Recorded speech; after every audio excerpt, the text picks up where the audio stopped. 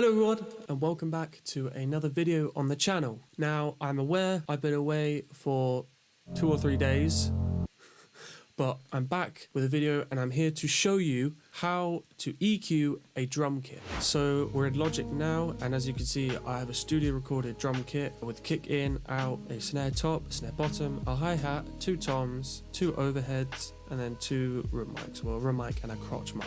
So what I'm going to do is take you through all of these and show you how I EQ them. So first thing I'm going to do is going to take this kick in and I'm going to show you where the sort of main frequency points are for a kick. Unfortunately, there isn't like a set frequency guide I can tell you. Like, I can't tell you that the low end is going to be at 122 on the dot every time, because it's not. It's going to be different and you're going to have to use your ears to listen out for where the low end is, but there are guidelines you can follow.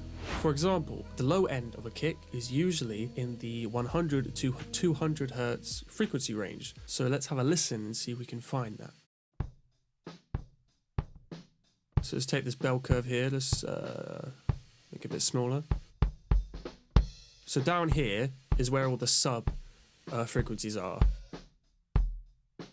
So you could hear that's where all the sub sort of stuff is, but around 100 to 200. And as I can also see using this EQ, this is where, that's where that low end part is. So it is literally right in the middle of this 100 to 200 hertz range. The next sort of point you want to look for is the muddiness, which is usually around 200 to 500. So let's see if we can find that.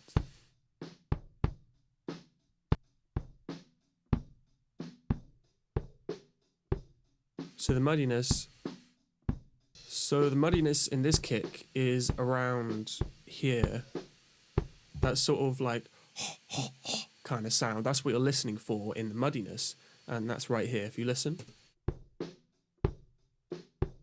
that sort of sound. So that's the muddiness of a kick drum. Next sort of point is the boxiness, and a fun analogy for the boxiness, which I quite like and I use, is when you get a McDonald's cup and you've just finished it and you're still slurping, and you get like this sort of sound. You know? That's the kind of sound which is the boxiness in any sort of sound. That's the frequency you're listening for. And let's see if we can find it in this kick. That's usually around 800 hertz. Make it a bit wider.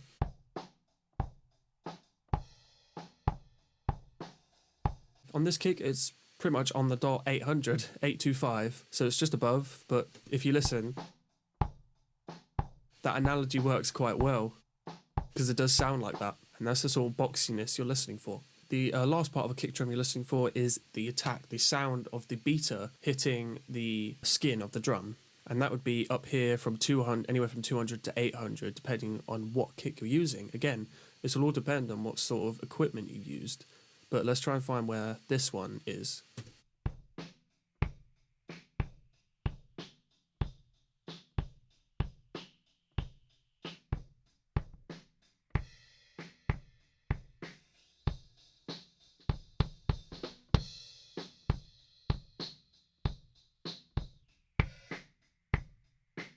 So in this kick in particular, the beater is at 2k hertz. If you listen, if I boost up here,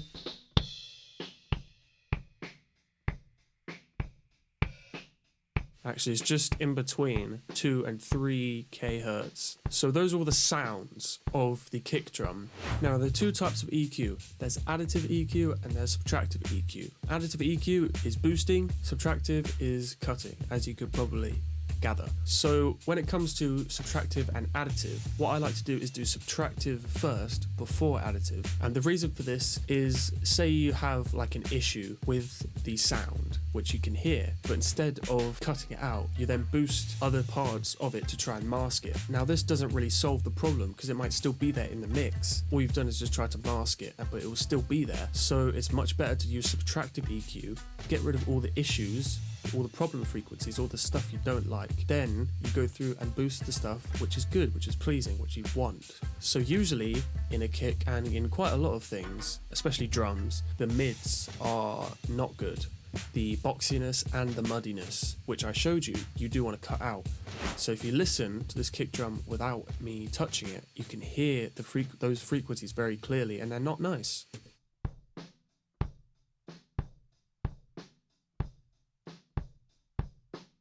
Like you can hear the boxiness, and it's not nice. So I'm going to cut those out. And another thing I like to do is for subtractive EQ, I like to use a sort of stock EQ, like the normal Logic EQ. And then for additive EQ, I like to use another external EQ, which adds a little bit of character to the sound. Okay, so let's go through and sort of scoop out the boxiness and muddiness. So muddiness I had here. Sort of widen that a little bit, and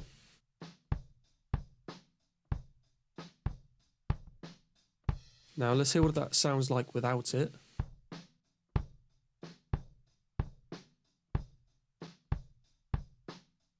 Now that is making a little bit of difference. Now let's get rid of this boxiness. Here it is. Sort of bring that down.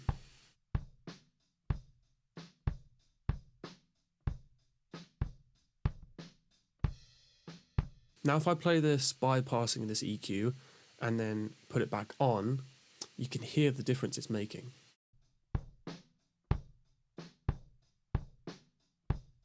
That's with it off, this is with it on.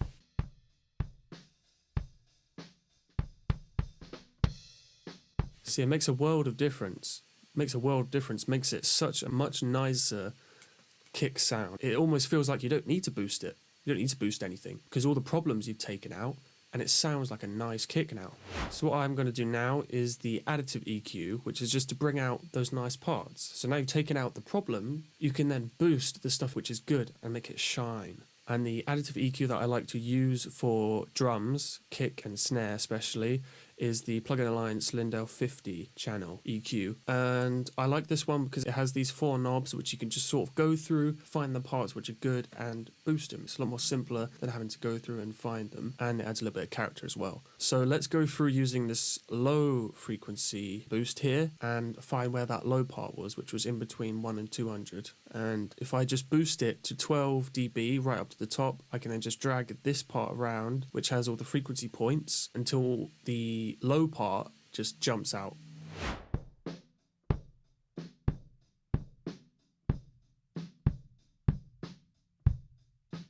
See? So you get up here. As soon as you get to 100, that low end just jumps out. So now I found it, I can sort of go back and then just boost it a little bit. Around there sounds good to me. So I usually leave this middle knob here just because this is the sort of mid-range and I don't want to boost any of those, so I usually leave that as it is because I've already cut those out. Now it's time to get the click of the beater, and we found that was between 2 and 3, so let's find that.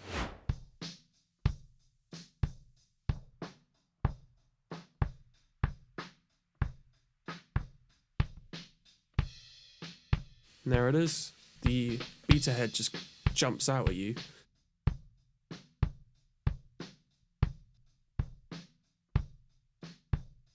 There you go. And that's all the additive EQ I need to do for this kick, because it already sounded great just scooping out those mids, but then I just boosted the high and low end, which are the good parts. Now let's hear what the kick in sounds like without these EQs, and then I'm going to turn them back on and just see what the difference is. So this is with them off. Now let's turn them on.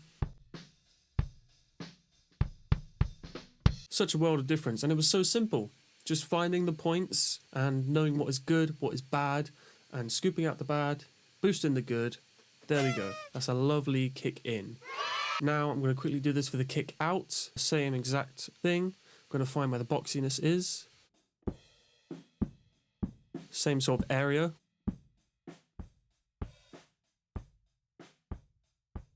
Lower that a little bit. Now let's get this boxiness and do the same. Around there.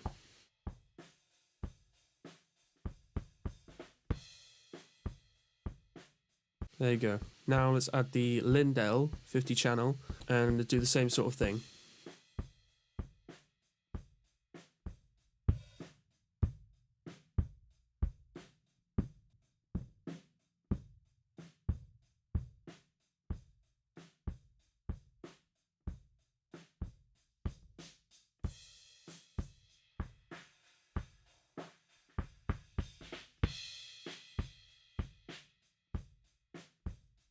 Pretty much the same setup as the kick in. Now let's blend those together and see what they sound like together.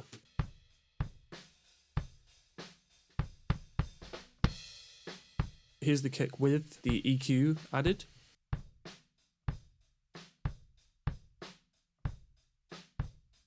Here's the kick without the EQ. See, now that sounds awful now. It sounded fine when we started, but now we found the problems, gotten rid of them, and boosted. Sounds like a nice kick. Now what I would do here before moving on is I would probably then add a noise gate as you have a little bit of bleed, but might save that for a different video. But for now, I'm going to move on to the snare. Now we have the snare top. Let's listen and see what sort of problems we can find in this one.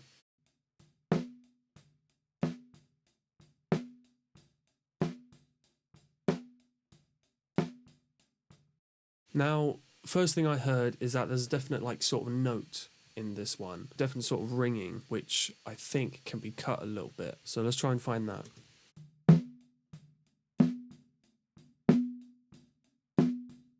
So it's around 200, between 200 and 300. I'm going to get rid of that.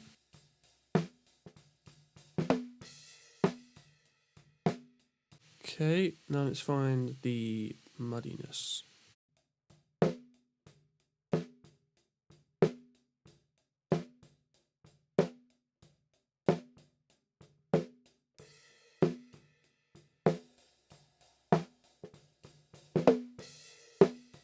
So that's around between 400 and 500. So let's get rid of that a little bit.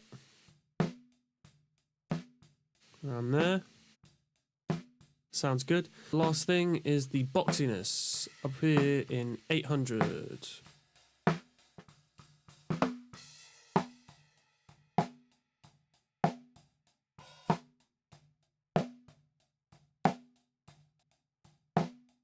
There it is.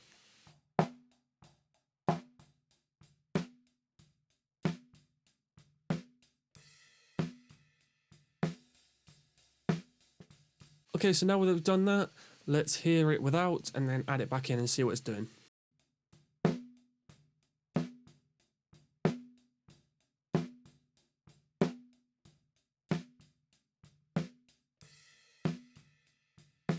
Okay, that sounds good.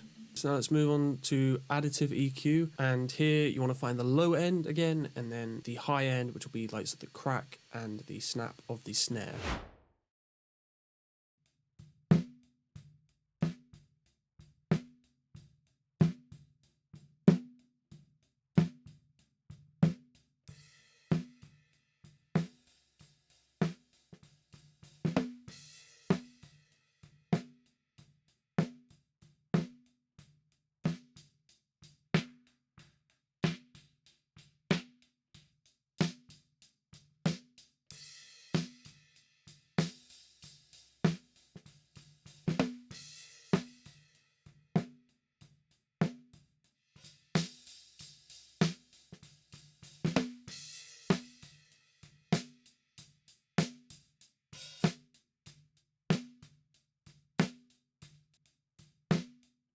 Okay, so now let's hear what the Lindell is doing.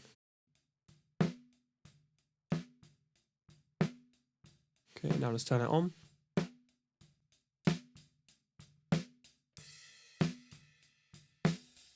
Really brightening up the high end. So now let's move on to the snare bottom. Now for the snare bottom is a weird one because I usually have that very low in a mix. As you can see, I've got it very low.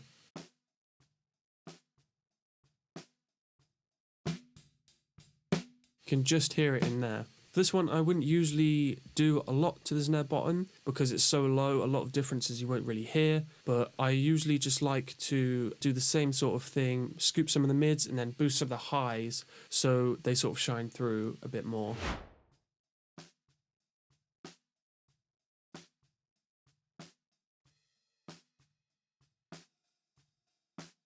And go through to the Lindell and then boost these highs.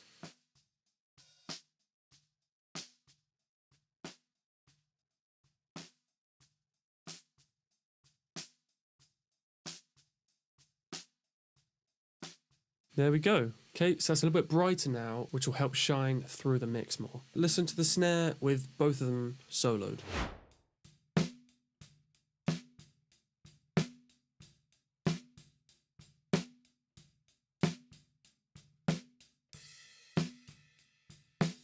Okay, now that sounds like a good snare.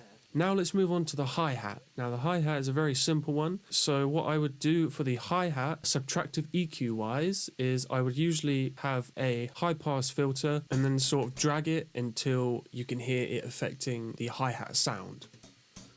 And this is to help get rid of the bleed.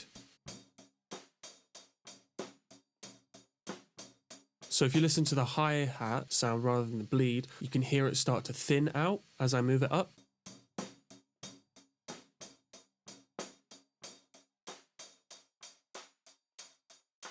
Very thin there. So around there is the sweet spot just before it starts to thin out. And what I might do as well is just take this bell curve down a little bit, just to help get rid of a little bit more of the bleed. And then for additive EQ, on cymbals in particular, I like to use the Marg EQ4, as this one has got this air gain, which is really nice. So it's got these 4 knobs here, it's got the sub one here, but you've got these 4 ones, these 3 which are bell curves at different frequencies. You've got 40 Hertz, 160 Hertz, and 650 Hertz. Then you've got this shelf at 2.5 kilohertz. Then you've got this air gain with all these different kilohertz right up to 40, which is way above where we can't actually hear as humans, but it affects the rest of the like high end up to like 20. So let's get this orange one here and just boost that a little bit, brighten up the hi-hat sound.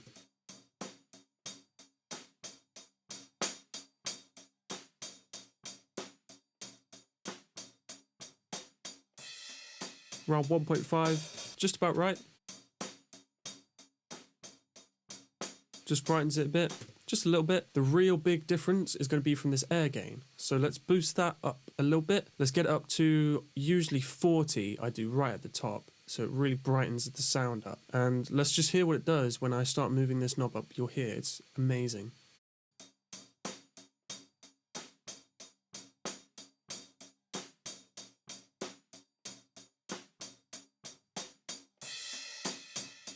Just really brightens it up and adds, well, the air back in, makes it really nice.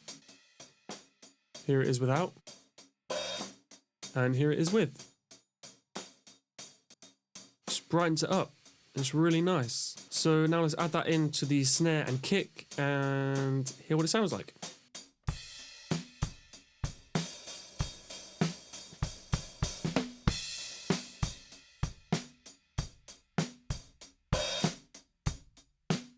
Sounds great to me. Let's move on to the rack tom and the floor tom. Now for these two toms, just like I did with the kick, would be just the same sort of process where you find the low end, the mid-range, and the high end. You have the muddiness and the boxiness, cut those out. Then after that you get the high end of the drumstick hitting the drum. Then you get the low end as well, boost that. So it's the same sort of deal as the kick.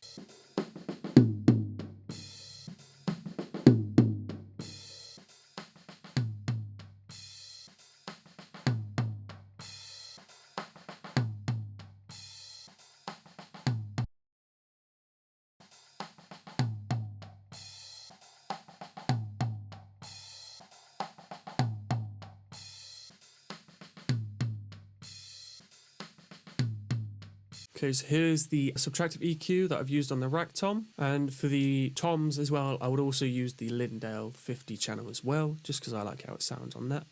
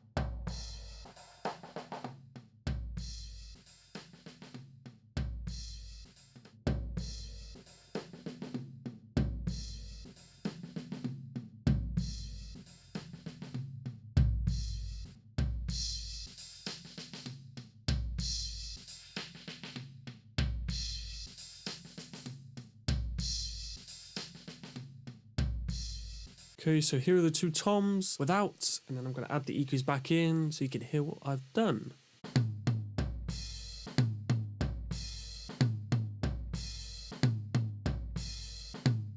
Okay, now let's add those back in.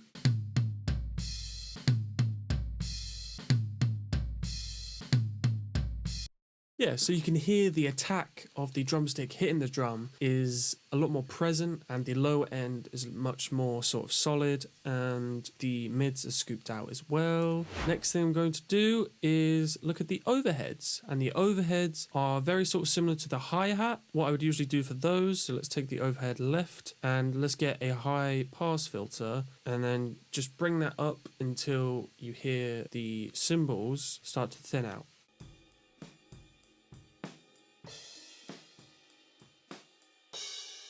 Around there you hear it start to thin out. Just bring it back.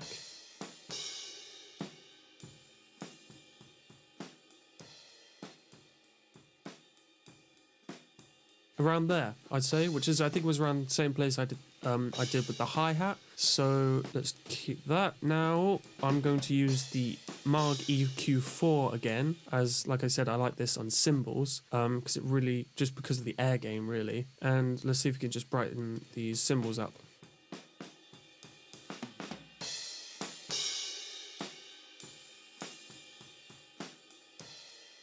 Okay, let's get the air gain.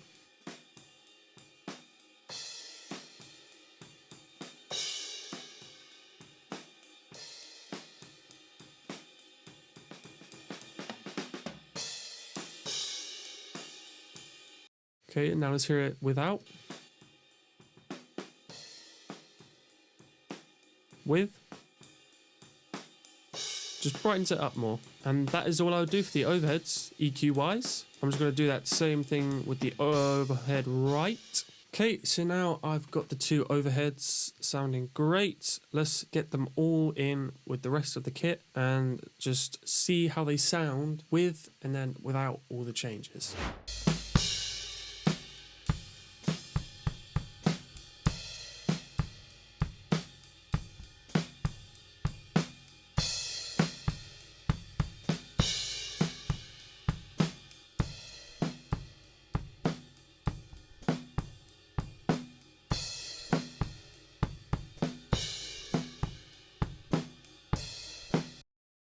A lot of difference in just using two EQs, subtractive and additive EQ, on all these different recordings. Okay guys, so that is the end of the video. Hope you guys enjoyed. That was how I EQ drums. If you learned anything from this video or have any thoughts of what I've done, then please leave them down in the comments. And also let me know of any other videos you'd like me to do, any other tutorials on Logic you'd like me to do, or just any other videos in general. Please leave a like if you liked and enjoyed the video, and also subscribe if you like my content and would want to see more. Okay guys, I'll catch you in the next one. See you later.